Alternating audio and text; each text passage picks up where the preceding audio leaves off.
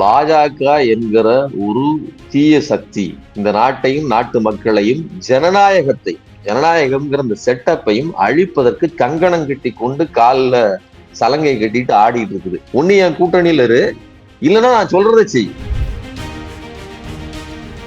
இந்த கட்சி உருக்குலைந்து போனதுக்கு யார் காரணம்? எம்எல்ஏக்களை கூட்டிட்டு கொண்டு போய் நீங்க கூவத்தூர்ல ஒரு இடத்துல கூத்து இன்னைக்கு வரையிலும், இன்னைக்கு இல்ல வரலாறு இருக்கிறவர்களும் அது கேலி பொருள் தானே. இதுக்கு யார் காரணம்? இப்படிப்பட்ட ஒரு கட்சியோடு இன்னைக்கு நீங்க போய் உட்கார்ந்து கூட்டணி வைக்கிறீங்கன்னா இது என்ன இயல்பான நேச்சுரல் அலையன்ஸ் சொல்லுங்க. அப்படிப்பட்ட நேச்சுரல் அலையன்ஸா? நீ யாருப்பா? நீ மக்கள் உனக்கு ஒரு ஓட்டு போட்டாங்களா? உன்னை நம்பி நீ வேணா மயிலாப்பூர்ல கூட நின்று ஒரு கவுன்சிலர் ஆக முடியுமா? நீ தமிழ்நாட்டின் தலையெழுத்தை தீர்மானிப்பேன்னு சொன்னா, நீ ஒரு அரசியல் இதுன்னு சொன்னா, அரசியல் மைய புள்ளி நீ நினைச்சுக்கிட்டு இயங்குவேன்னு சொன்னா எவ்வளவு பெரிய ஒரு கொடூரமான காலகட்டத்துல நாம இருந்திருக்கிறோம். அப்ப இவர்களுக்கான ஒரு முக்கியத்துவம் வேணும்னு சொன்னா உண்மையிலேயே அந்த இடத்துக்கு வாங்கன்னு நான் சொல்றேனே தவிர அவர்களை நான் அண்டர் எஸ்டிமேட் எல்லாம் பண்ணல. அவர்கள் தங்கள் நிலையை தாழ்த்தி கொள்ளக்கூடாது. பாஜகங்கிற தீய சக்திக்கு எதிராக சண்டையிடுவதற்கு நீ தயாரா? அப்படின்னா மட்டும்தான் நான் ஓட்டு போடுவேன். இல்லைன்னா நீ தகுதியற்றவன்னு ஒரே அடி இடது கைட்டு அடிச்சு தள்ளணும். இதுதான் மக்களினுடைய கடமை. அதிமுக ஏற்கனவே இருந்த அந்த கட்டமைப்பு உடைந்து சிதறியதன் விளைவாக ஏற்பட்ட சேதாரத்தை கொஞ்சமாவது நிவர்த்தி செய்ய முடியுமாங்கிறது உங்களுக்கு கேள்வி. அது வெற்றிக்கு வழிவகுக்குமாங்கிறது இல்லை, வெற்றிக்கு வாய்ப்பே இல்லை. அப்படி இருந்தால் ஏன் இன்னைக்கு வரலும் பாஜக விஜயை எதிர்பார்த்து காத்திருக்கணும்? அப்ப விஜய் வேணுங்கிறதுனாலதானே இவ்வளவு அழுத்தம் கொடுக்குறீங்க. ஜனநாயகனுக்கு அழுத்தம், கரூர் சம்பவத்துக்கு அழுத்தம், அடுத்து இன்னும் பிஎம்எல்ஏ எல்லாம் கொண்டாந்து போடுறீங்க.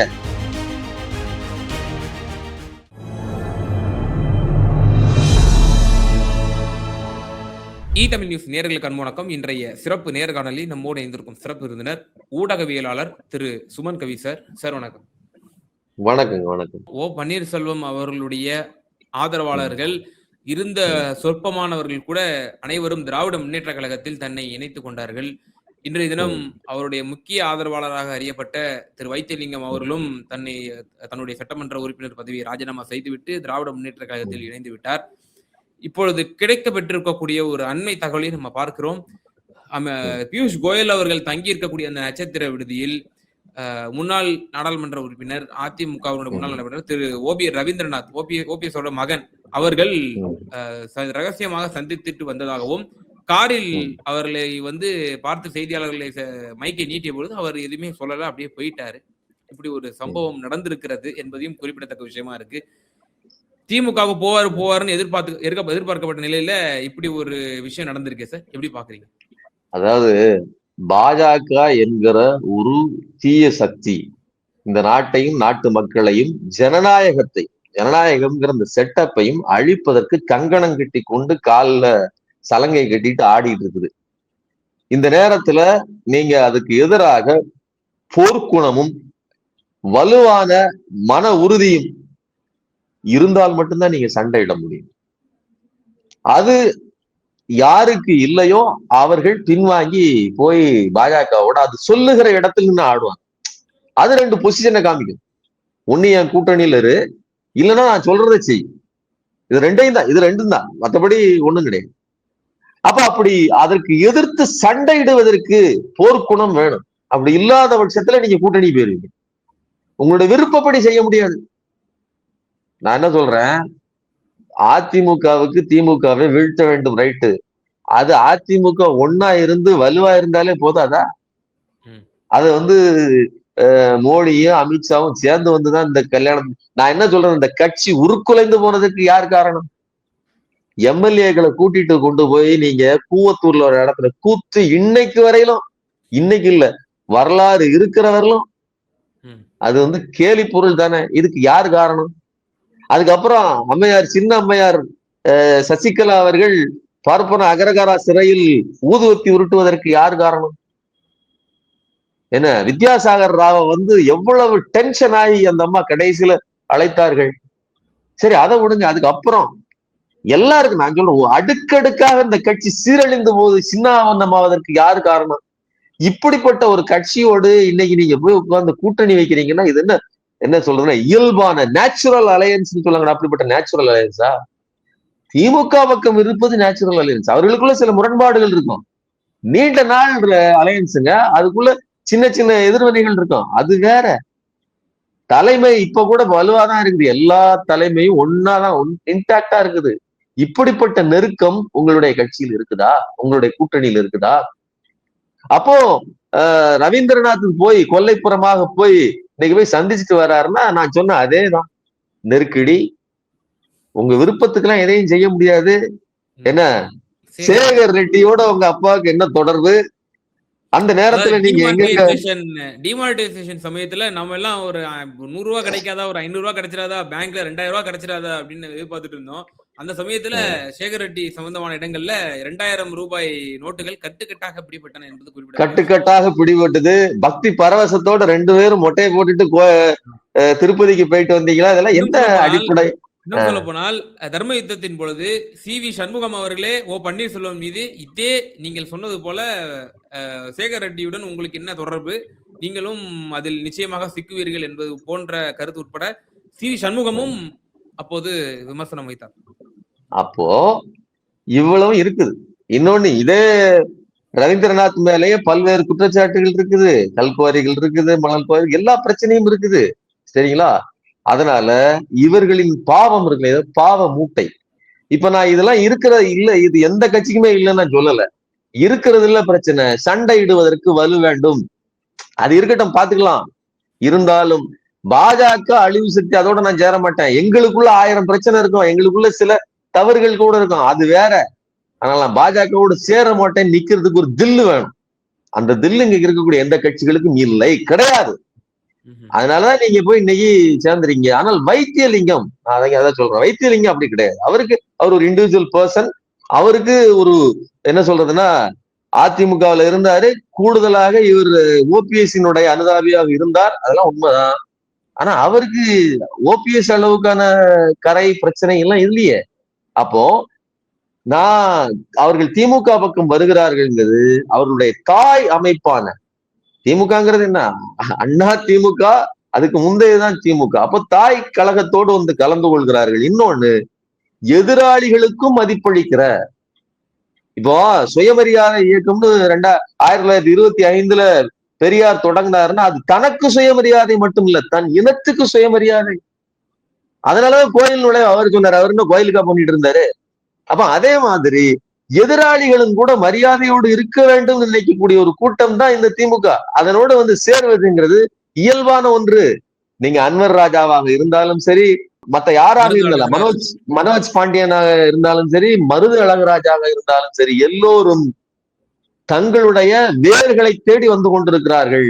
உண்மையை சொல்வதாக இருந்தால் இப்போதுதான் உண்மையான சுயமரியாதையோடு கூட்டிய ஒரு கூட்டணி உருவாகி இருக்கிறது. இதான் சரியான ஒரு இடம்.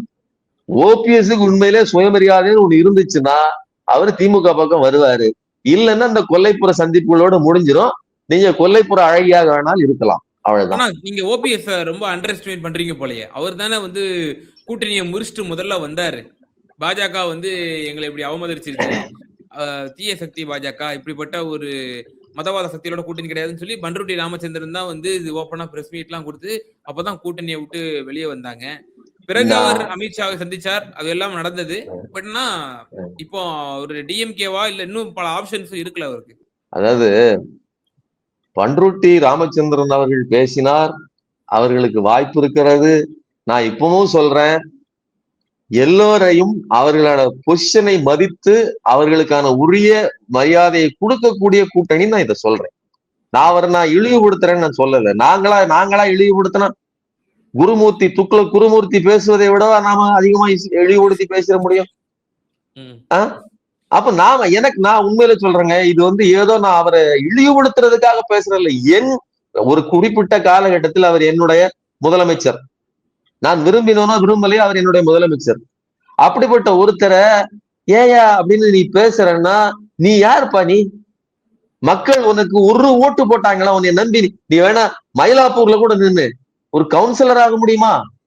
நீ வந்து தமிழ்நாட்டின் தலையெழுத்தை தீர்மானிப்பேன்னு சொன்னா, நீ ஒரு அரசியல் இதுன்னு சொன்னா, அரசியல் மைய புள்ளி நீ நினைச்சுக்கிட்டு இயங்குவேன்னு சொன்னா எவ்வளவு பெரிய ஒரு கொடூரமான காலகட்டத்துல நாம் இருந்திருக்கிறோம். அப்ப அந்த இடத்தில் நான் உண்மையிலேயே ஒரு கோபத்துல இருந்தா பேசுறேன். அப்ப இவர்களுக்கான ஒரு முக்கியத்துவம் வேணும்னு சொன்னா உண்மையிலேயே அந்த இடத்துக்கு வாங்கன்னு நான் சொல்றேனே தவிர அவர்களை நான் அண்டர் எஸ்டிமேட் எல்லாம் பண்ணல. அவர்கள் தங்கள் நிலையை தாழ்த்தி கொள்ளக்கூடாது. பிரச்சனைகள் இருக்குங்க. நான் என்ன சொல்றேன், எங்க அதிகாரத்துக்கு உள்ளன்னு நீங்க வந்துட்டீங்கன்னா அந்த இடத்துல பணம் குவிந்து கிடக்கிறது. அந்த பணத்தை அள்ளாம அதை சுவைக்காம எந்த அரசியல்வாதியும் கிடையாது. அதற்கு எதிரான பிரச்சனைகள் வருமா, பாஜக கொடுக்குமா, அழுத்தம் கொடுக்கும், போட்டுப்பாரு அப்படின்னு நினைக்கிறவன் தான் உண்மையான திராவிட ஒரு என்ன சொல்றதுன்னா உண்மையிலேயே தன்மானம் உள்ள மனிதனை தவிர அவன் சொல்றாங்கிறதுக்காண்டி அடங்கி போயிட்டீங்க அப்படின்னு சொன்னா அப்புறம் அவ்வளவுதான். அது உங்களுடைய அழிவுங்கிறது மட்டும் இல்ல, அது தமிழ் மக்களுக்கு அழிவாய் போகுது இல்ல. நான் என்ன சொல்றேன், இதே ஓபிஎஸ் அவர்கள் இருந்த போது தானே வட இந்தியக்காரெல்லாம் தமிழ்நாட்டினுடைய டிஎன்பிஎஸ்சி தேர்வு எழுதி வட இந்தியர்கள் தமிழ்நாட்டினுடைய அரசு வேலைகளுக்குள் வர முடியும்னு நீங்க சட்டத்தை மாற்றி அமைச்சீங்க. அவனுக்கு ஹிந்தி தெரிய வேண்டியது இல்லைன்னு ஒரு நாம்ச குறைச்சது யாரு? அதுக்கப்புறம் ஹிந்தி தமிழ் தெரிய வேண்டியதில்லை, தமிழ் தெரிய வேண்டியதில்லைன்னு அதை குறைச்சது யாரு? பிறகு திமுக ஆட்சிக்கு வந்ததுக்கு அப்புறம் அது தமிழ் கட்டாயம்னு சொல்லி மாற்றி அவர்களை தடுத்து நிறுத்தியதெல்லாம் திமுக. அது சத்தம் இல்லாம நடந்து போச்சு. ஆனா எவ்வளவு பெரிய மாற்றம் இது! நான் எதுக்கு சொல்றேன்னா, ஒரு அடிமை அப்படி அந்த எண்ணிக்கை ஒண்ணு கூட்டிட்டு போகுது. இவர்கள் எல்லாம் சேர்ந்து ஒரு கூட்டணின்னு ஒண்ணு அமைச்சு ஒண்ணு ஆகி போச்சுன்னா அன்னைக்கு இழந்து போனதுங்கிறது கட்சிக்கு இல்ல, திமுகவுக்கு பிரச்சனை இல்லை. 2016 to 21 திமுகவுக்கு நஷ்டம், அது வேற. அது அவர்கள் அடுத்த எலெக்ஷன்ல கூட ஜெயிச்சுக்குவாங்க. மக்கள் இழந்ததை ஒருபோதும் மீட்க முடியாது. இன்னைக்கு எத்தனை லட்சக்கணக்கான பேர், ஆயிரக்கணக்கான பேர் வட இந்தியாக்காரன் வந்துட்டான், உள்ள இருக்கிறான். உங்களால என்ன பண்ண முடிஞ்சது? எலக்ட்ரிசிட்டி துறையில, அதாவது டான்ஜெட் கோவில் இருக்காங்க, பல்வேறு துறைகள்ல உள்ள வந்துட்டாங்க. நீங்க என்ன பண்ணிருந்தீங்க? பண்ண முடிஞ்சது. அப்போ எதுக்கு சொல்றேன்னா, அவரு தமிழரா, அவரு யாரு ஓபிஎஸ் தமிழரான்னு சுரண்டி பார்க்கறது இல்ல. கையெழுத்து போட்டாச்சுன்னா முடிஞ்சிச்சு. வட இந்தியாக்காரன்னா எல்லாரும் ஜப்பான்காரன் கூட வந்துருவான். மோடி நினைத்தால் யாரை வேண்டுமானாலும் இறக்கிடுவாரு. அப்போ நமக்கு அந்த எச்சரிக்கை உணர்வு தேவைப்படுகிறது. நாம் தலைவர்களிடம் ஏன் தன்மானத்தையும் சுயமரியாதையும் போர்க்குணத்தையும் எதிர்பார்க்கிறோம்னா, பாஜகங்கிற தீய சக்திக்கு எதிராக சண்டையிடுவதற்கு நீ தயாரா அப்படின்னா மட்டும்தான் நான் ஓட்டு போடுவேன். இல்லைன்னா நீ தகுதியற்றவன்னு ஒரே அடி இடது கைட்டு அடிச்சு தள்ளணும். இதுதான் மக்களினுடைய கடமை நான் நினைக்கிறேன். இப்போ சில மாதங்களுக்கு முன்னதாக தேவர் குரு பூஜையில் கவனம் ஈர்ப்புக்காக திரு டிடிவி தினகரன், திரு பன்னீர்செல்வம், திரு செங்கோட்டையன் 3 பேரும் ஒரு சேர இருந்து மரியாதை செலுத்தினாங்க. பிறகு அம்மையார் சசிகலாவும் அங்க பங்கேற்றாங்க. அவங்களையும் சந்திச்சு இது பண்ணாங்க. இப்போ அதன் மூலமா என்ன காமிக்க வந்தாங்க அப்படின்னா, முக்குலத்தோர் சமூகத்திற்கு எடப்பாடி பழனிசாமி அவர்கள் எதிரானவர், எனவே அவருக்கு தகுந்த பாடம் புகட்ட வேண்டும் என்ற ஒரு கருத்துப்பட அந்த நிகழ்வு என்பது நடந்தது என்று அப்போது பலராலும் சொல்லப்பட்டது. இப்போ இப்போ இந்த அந்த செரிமோனியில பங்கேற்றிய 2 தலைவர்கள் டிடிவி மற்றும் ஓபிஎஸ், அதே இப்போ வந்துட்டாங்க, கூட்டணி வந்துட்டாங்க அப்படின்னா, இப்ப டிடிவி வந்துட்டாரு, பன்னீர்செல்வமும் இப்போ ஓபி ரவீந்திரனா பார்த்துட்டு வந்திருக்காரு. பார்த்துட்டாங்க அப்படின்னா, இழந்த முக்குலத்தோரனுடைய வாக்கு அந்த வங்கியை மீண்டும் எடப்பாடி பழனிசாமி அவர்களால் பெற முடியும் என்று நீங்கள் நம்புகிறீர்களா?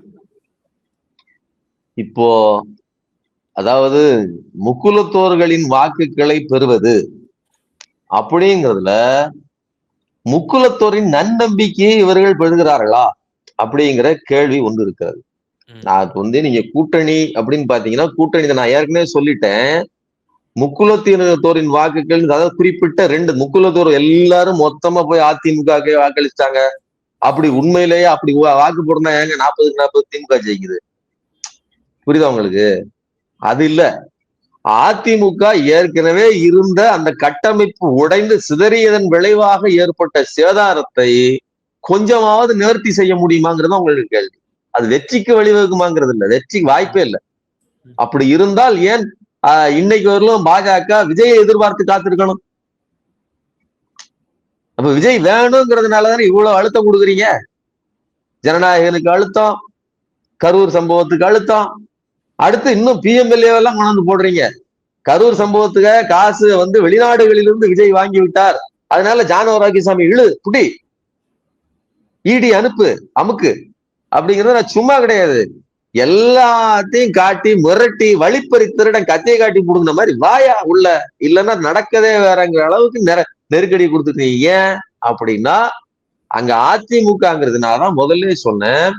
அதிமுக 19-20% வாக்குகள் அது கடந்த எலெக்ஷனை சொல்றேன், 2024 எலெக்ஷன். அதுல அந்த கூட்டணி, அப்புறம் என்டிஏ கூட்டணி ஒரு 18, ரெண்டாவது சேர்த்தீங்க அப்படின்னு சொன்னா 39 வெற்றி பெறாது. சரிங்களா?